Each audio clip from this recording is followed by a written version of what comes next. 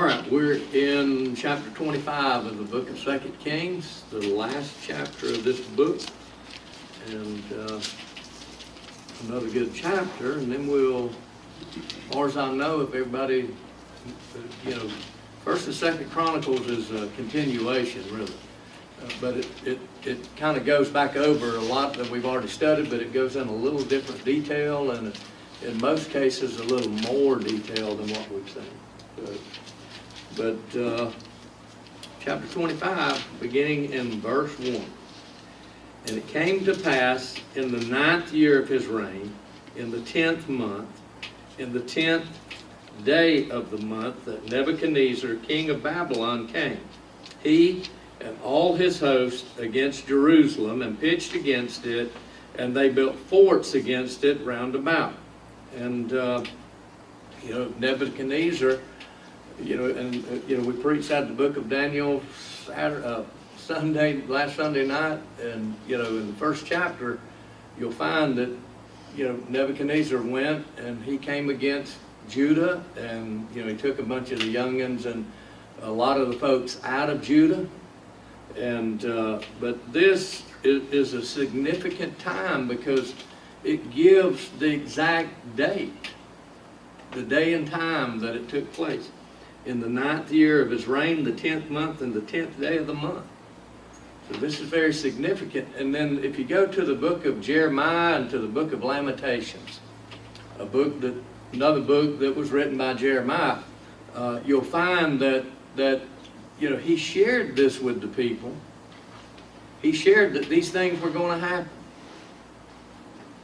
But they didn't want to listen to him. He was a true prophet of God, and they listened to false prophets. The false prophets told them that there was no problem and that everything would be good, and but God was upset because of the evil they were doing, because they were worshiping idols. And it's the same thing today. We serve the same God.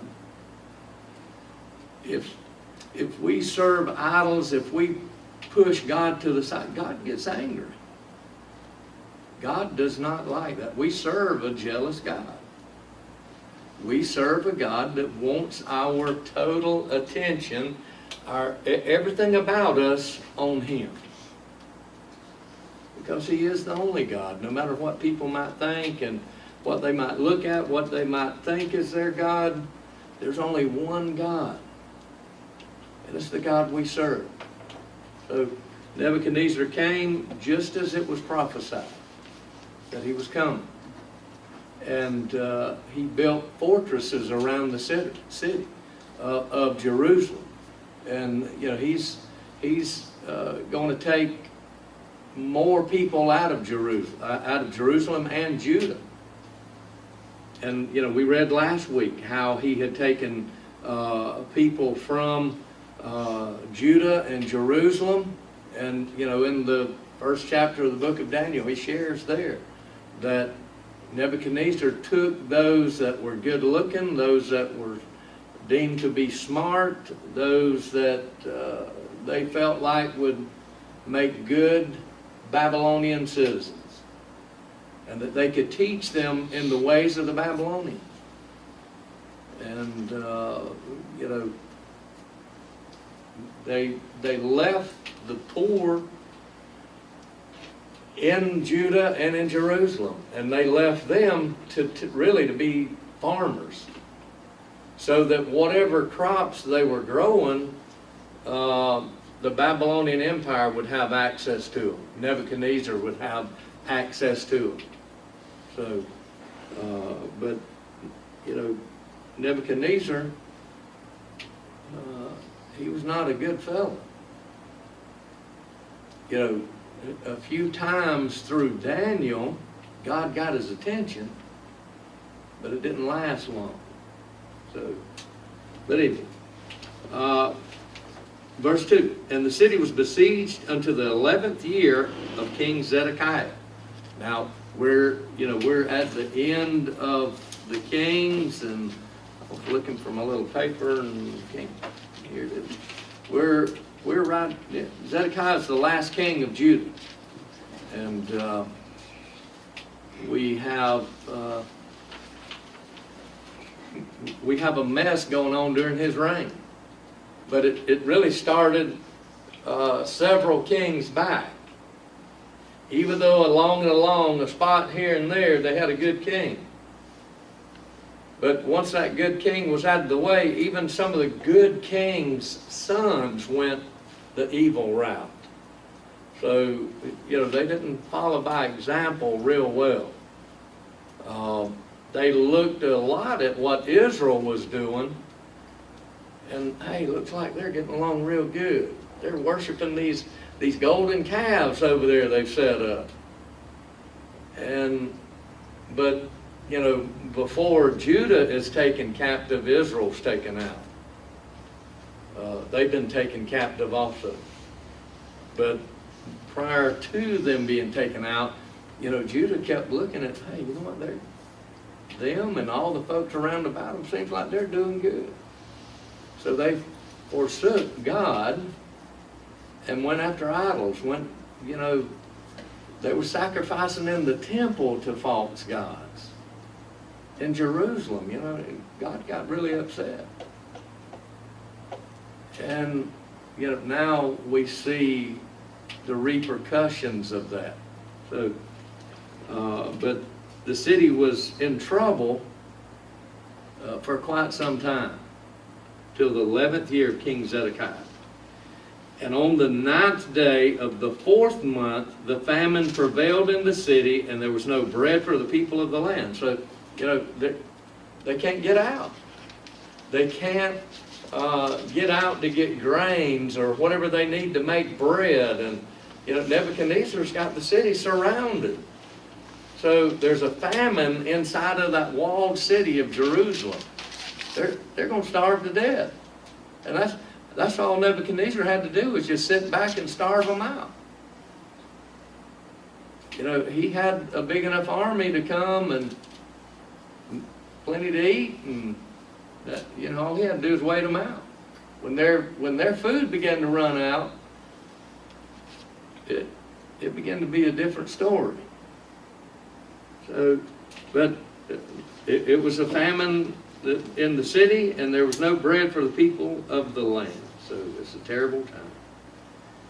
And the city was broken up, and all the men of war fled by night by the way of the gate between two walls, which is by the king's garden. Now the Chaldees were against the city round about, and the king went the way toward the plain. So, here the king and his little army that he's got with him inside of the city of Jerusalem, it's like everybody for yourself. The little bit of army we got here is going with me. They're going to try to protect me, and the rest of you, you're just whatever you can do. How sad. But, and there was probably people there that had been serving God even throughout all this time. You know what? Sometimes the just have to suffer with the unjust. That's sad, but it happens. It's a terrible time in Judah. It's a terrible time for the city of Jerusalem.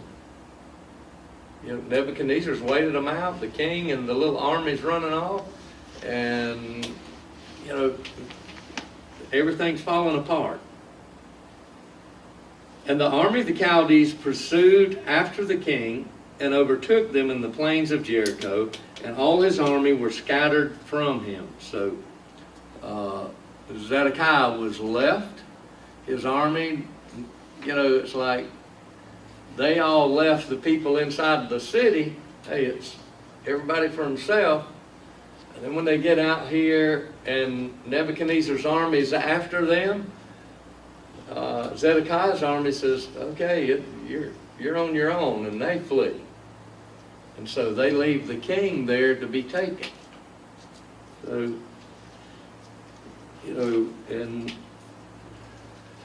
in a lot of cases, over the years with kings in the Middle East and throughout Europe, the king's army would give their life for the king, but it didn't seem to be that here was Zedekiah. So they left him on his own. So they took the king and brought him up to the king of Babylon to Riblah, and they gave judgment upon him. Here they're pronouncing sentence on him, and now could you imagine if you've got children?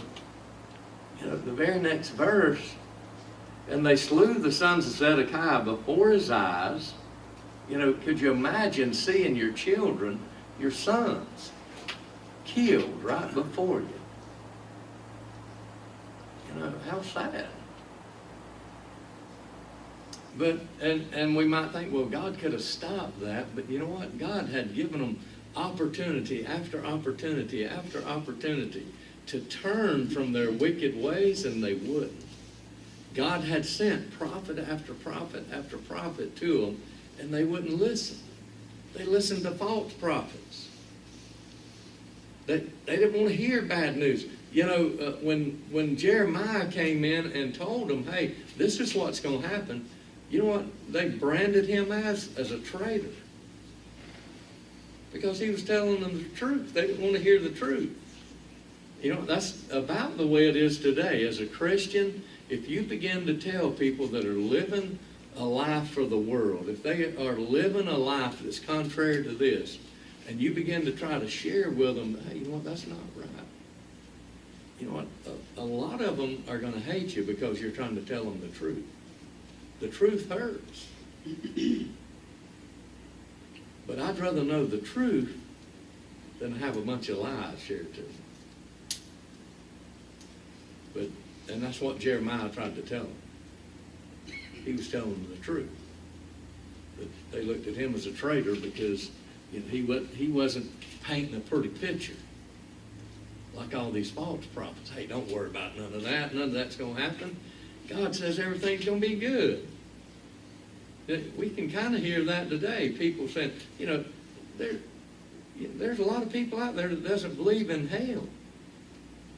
God's not going to send anybody to hell. He's too loving for that. We do serve a God that's a God of love. The Bible says he's a God of love. You know what I also find in his word? That he's a God of wrath. I find in his word that he created a place called hell. There's a lake of fire that all that's going to be cast into one day. I think this day and time is most people, they think as long as they believe that they're living towards man's law, that everything's going to be all right, take care of itself instead of living for God's law. There's two different things, and you can't serve both, like you said. You can't serve both. And a bunch of them, well, everything's going fine. I got a good job, and my family and children's doing all right, but they're still missing something that's going to come back and haunt them. And as they say, bite them in the backside before it's all over with. Oh, yeah. And it's going to be a rude awakening for them. Rude awakening. And that's sad. But they slew the sons of Zedekiah before his eyes, and then look what they do to Zedekiah, and put out the eyes of Zedekiah.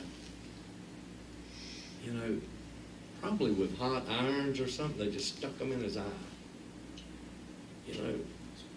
Man. Ooh. But they put out the eyes of Zedekiah and bound him with fetters of brass and carried him to Babylon. I don't know why they bound him. He can't see. Where's he going? If he tears out running. Why did they put brass feathers on him? They put brass fetters on him. It's like shackles. Oh, okay. So, he's blind. But, he's the king. They're gonna take him in shackles to the king of Babylon. And in the 5th month, on the 7th day of the month, and see, how accurate they're being about this is because, exactly what God said is coming to pass. exactly what God said. God loved his chosen people. But you know what? It's just like us today. If we reject God, God's still there. We do the walking away. We do the separation from God. God's always there. You know, and I think a lot of times, just like the prodigal son, he went way out yonder. And when he finally realized, hey, you know what? This life I'm living is just, there's not as much to it as everybody says. And when he realized, and I like what that verse says, and he came to himself. You know, he realized, hey, you know what? I'm better off over there in my father's house. And, you know, his father never left. His father was there the whole time. And when he come walking back, his father didn't wait up there on the porch, and when he got to the porch, say, well, I told you so. I knowed you'd come back broke and no clothes and all raggedy and nasty looking and stinking. And when his daddy saw a little dust cloud out yonder and somebody come, I think that's my son. He jumped off the porch and run out yonder to him and grabbed him and hugged him. That's the same way God is, you know. But, you know, God's allowing this, and he's given specifics about it when it took place, because God had given them opportunity after opportunity to turn and not face judgment. So in the 5th month, on the 7th day of the month, which is in the 19th year of King Nebuchadnezzar, king of Babylon, came Nebuzaradan, captain of the guard, a servant of the king of Babylon, unto Jerusalem. And, you know, I about got mixed up today. When I seen I was thinking Nebuchadnezzar, and then I said, no, that's a different dude there. Wait a minute. But, you know, Nebuzaradan is the captain of the guard. He's the chief guy. He's like the 5-star general over the army, I guess you could say. So, but, you know, he comes to Jerusalem, and he burnt the house of the Lord. Now, look at what all's happened. And he burnt the house of the Lord, and the king's house, and all the houses of Jerusalem, and every great man's house burnt he with fire. You know, he devastates most of the city of Jerusalem, burning everything, tearing everything up, and, you know, just, and you know, if you think about it, when Nehemiah came to rebuild the walls in the city of Jerusalem, when he, you know, went to the king, he was the king's cupbearer, and we know what a cupbearer is. He's one that when the king they bring his meal in and he's got his cup of wine there, that cupbearer tastes it to make sure they hadn't poisoned it before he drinks it. That's who Nehemiah was. He was the checker, you know. So yeah. So, you know, he went to the king and pleaded with the king to let him go rebuild the city. And when he got there, he found all these ruins that this Nebuzaradan had done. You know, it was terrible. And, you know, one thing that Nehemiah had to do was to keep the people encouraged, to keep them, because it looked terrible. But one thing, you know, just like where Jerusalem's at today, there's no telling how much it's built up, because every time they rebuilt the city of Jerusalem, I was reading today, might have been here or something from where's else, but anyway, every time they had to rebuild the city of Jerusalem, they really didn't move a lot of stuff. They just built on the rubble and built up the city. So, you know, it's no telling how deep down it is to really the streets that Jesus walked on. But I know in one thing that I read, it said at one place you could look over like a little cliff and you could see where some of the old cities of Jerusalem where it said it was about 45 feet down. Hmm. So I was like, Lord have mercy. But, you know, all these things, and this Nebuzaradan, I mean, he's destroying that city. All the best places, the best houses are being destroyed. So, and all the army of the Chaldees that were with the captain of the guard break down the walls of Jerusalem round about. You know, when Nehemiah came, there was only just a little bitty section of that wall that was still standing. Most of it was flat.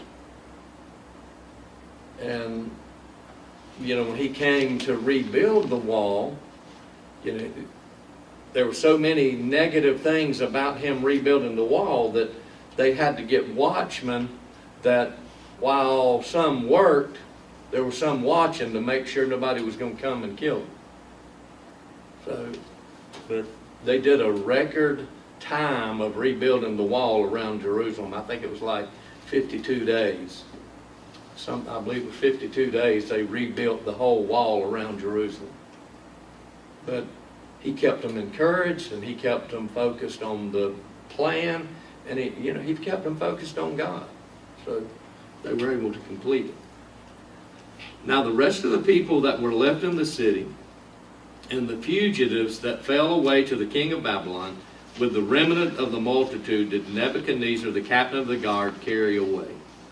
So, you know, but still, and it sounds like, well, they've taken everybody out of here. But the next verse shares with us, but the captain of the guard left the poor of the land to be vine dressers and husbands, in other words, farmers. He left the poorest of the poor there to grow the crops that they normally would grow around Jerusalem. And then whatever they were growing, then, you know, they would come reap the benefits and take back to Nebuchadnezzar at Babylon. So, but, you know, this, but then he begins to describe what all they did to the temple. And, you know, back several weeks back, it's been a few months back when we were studying about Solomon, and when he began to build the temple, and all the things that he did to build the temple, all the plan of God that he followed, now is being destroyed because of people who would not listen to God. God's allowing it to be destroyed. A beautiful house. So, but here we go. And the pillars of brass that were in the house of the Lord, and the bases, and the brazen sea that was in the house of the Lord, did the Chaldees break in pieces and carried the brass of them to Babylon. They wanted any kind of metal. You know, brass was more or less like a type of precious metal, even though it wasn't as valuable as gold and silver, but it was still a precious metal. So they took all the brass, and the pots and the shovels and the snuffers and the spoons and the vessels of the brass wherewith they ministered took they away. They took all this away. All this that God had blessed folks to know how to make, know how to do everything to do it to God's specifications, now it's being taken away by strange people. So, because of the disobedience of God's chosen people. You know, that's sad. The two pillars, one sea, and the bases which Solomon had made for the house of the Lord, the brass of all these vessels was without weight. So, you know, it wasn't measured how much those weighed. But they had to be huge, because some of them were like a foundation for holding up the building. So it's huge. They're totally destroying the house of God. The height of the one pillar was 18 cubits, which is about 27 feet.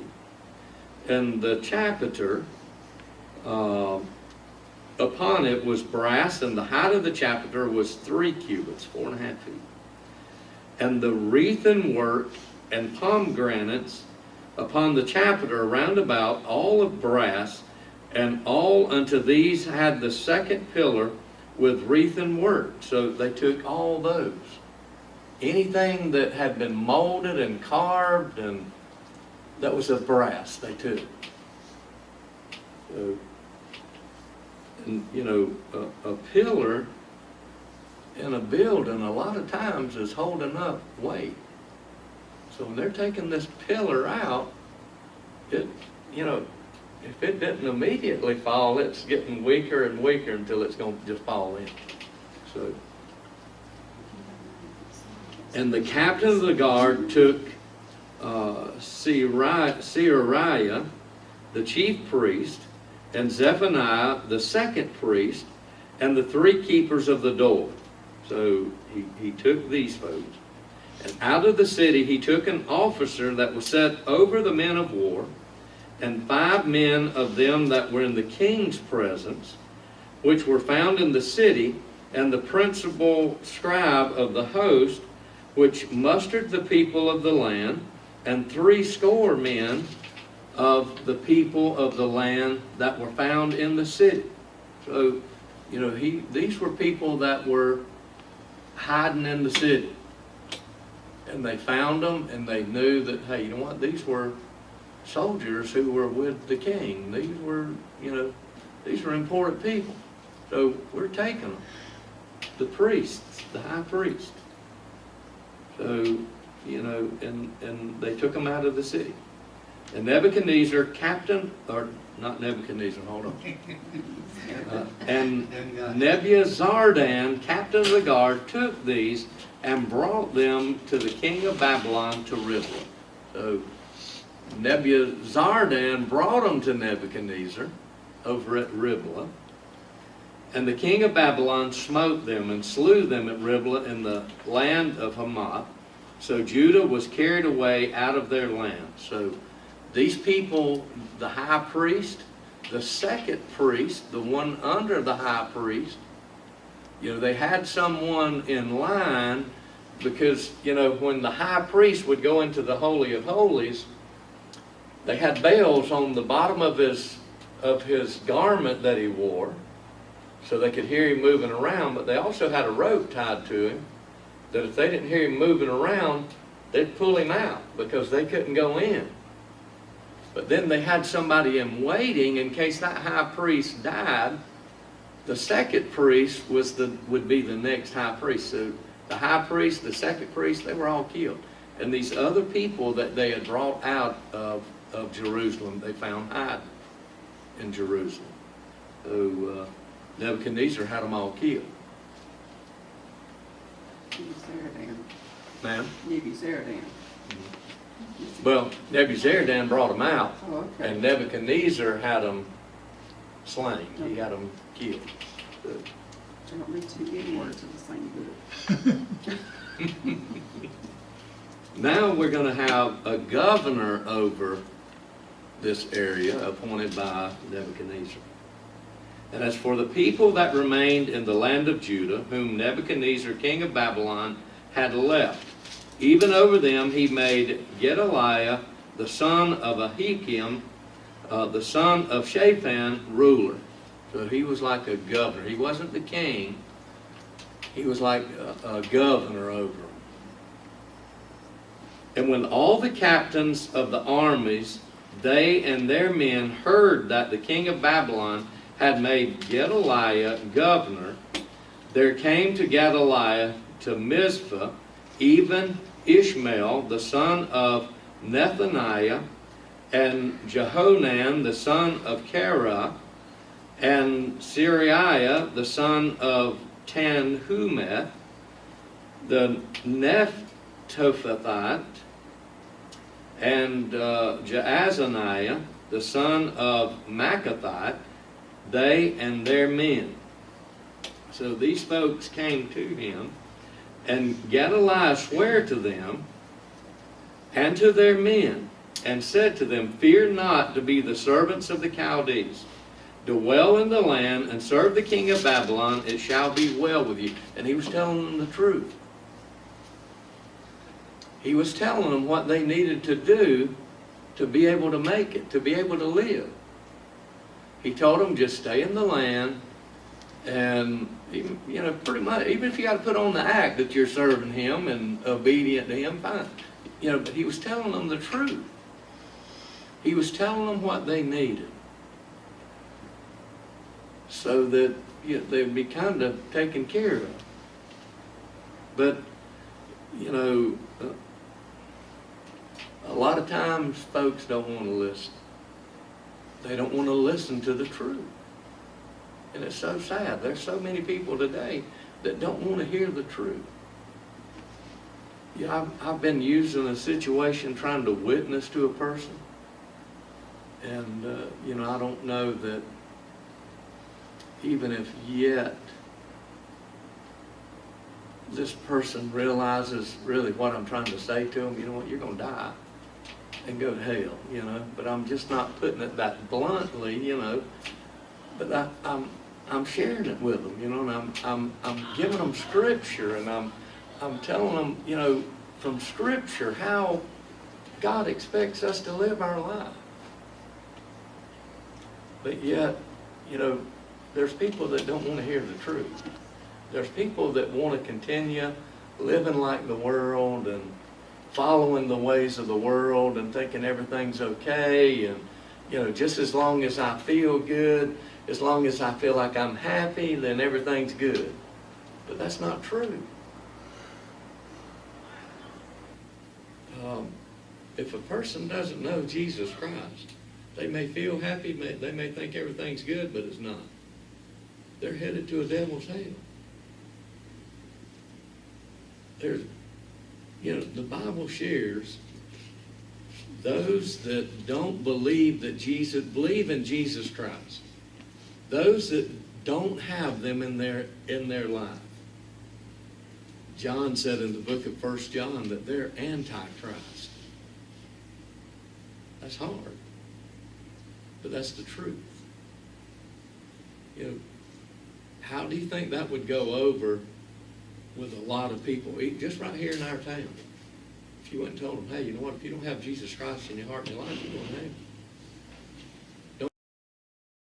Don't think just because you're happy or you think you're happy and everything's going well with you that you're headed to heaven. If you don't know Jesus Christ personally, if you're not living for him daily,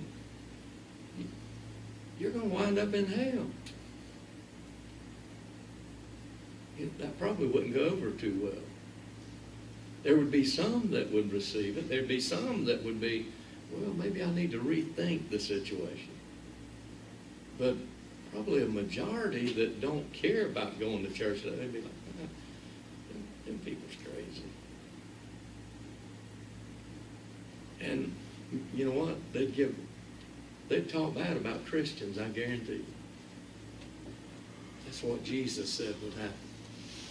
They hate Christians because they love him. So, but now, Gedaliah is trying to tell them the truth.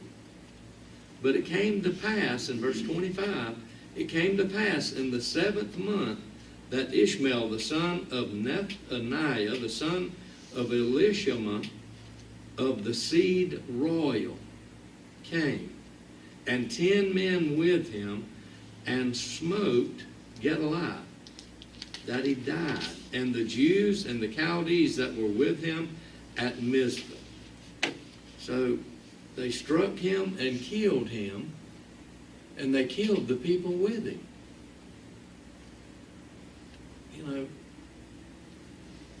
How do you think that's going to go over with Nebuchadnezzar when he finds that, hey, some of them folks down there in Jerusalem's killed some of my people? That's probably not going to go real well. And all the people, both small and great, and the captains of the army arose and came to Egypt, for they were afraid of the Chaldees. They were afraid of what was about to take place. Hey, they're going to come back down here and they're going to kill every one of us. Because we've killed the man that Nebuchadnezzar set as the governor over us. These folks have killed him and killed part of his men. and killed all the other Jews that were with Gedaliah. So what did they do? They flee to Egypt. You know, there's been a lot of occasions where Jewish people went to Egypt. But, you know, what's happening? They're being scattered. Why? Because of not following what God says. These folks are so hard-headed. You know, I think about some of my grandyoungins, really every one of them. I thought I was hard-headed, but Lord have mercy. They got a double dose, I guess, from both sides, from my side of the family and Sonia's side of the family. Mine got about 4 or 5 days. Because I tell you what, they don't want to listen. You got several doses. Yeah, I got several doses of it. You didn't have to tell that part. Payback. I was trying to keep that out of the conversation.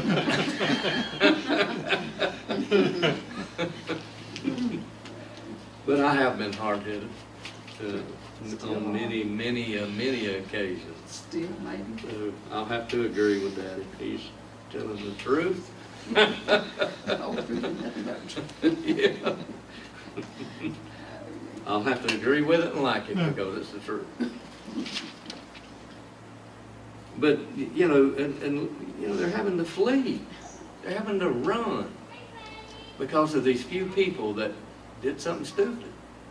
So, and it came to pass in the 7th and 13th year of the captivity of Jehoiachin, king of Judah, in the 12th month, on the 7th and 20th day of the month, that Evil-Merodach, king of Babylon, so Nebuchadnezzar is out of the way, and now we have a new king at this point, Evil-Merodach, king of Babylon, in the year that he began to reign, did lift up, hold on, buddy, did lift up the head of Jehoiachin, king of Judah, out of prison. So, you know,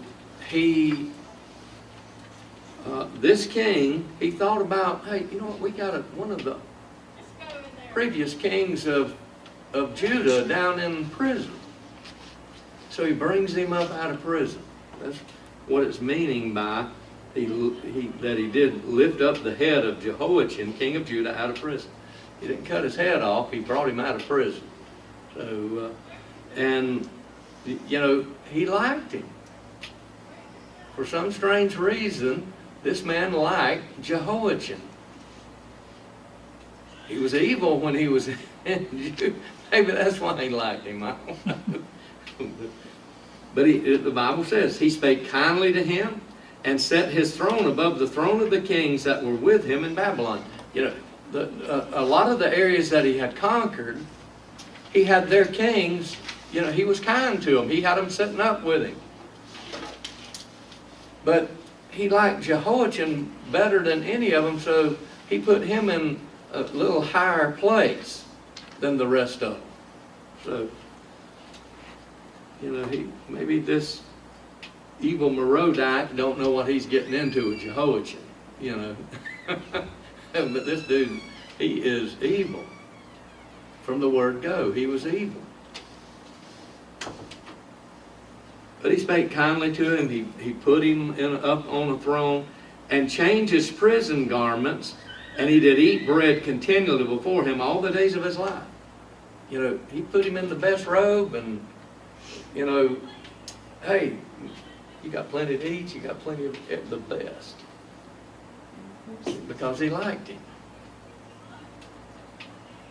And his allowance was a continual allowance given him of the king, a daily rate for every day, all the days of his life.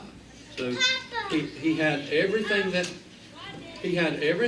he needed, and it was given him. That allowance was there for him continually the rest of his life. But we don't read of where he went back to Judah. Because these folks, they're gonna be over here for 70 or 80 years, somewhere around that, in captivity. And then Nehemiah is gonna come and rebuild the walls and portions of the city, and so mostly the wall, so that they'll have a fenced city for protection.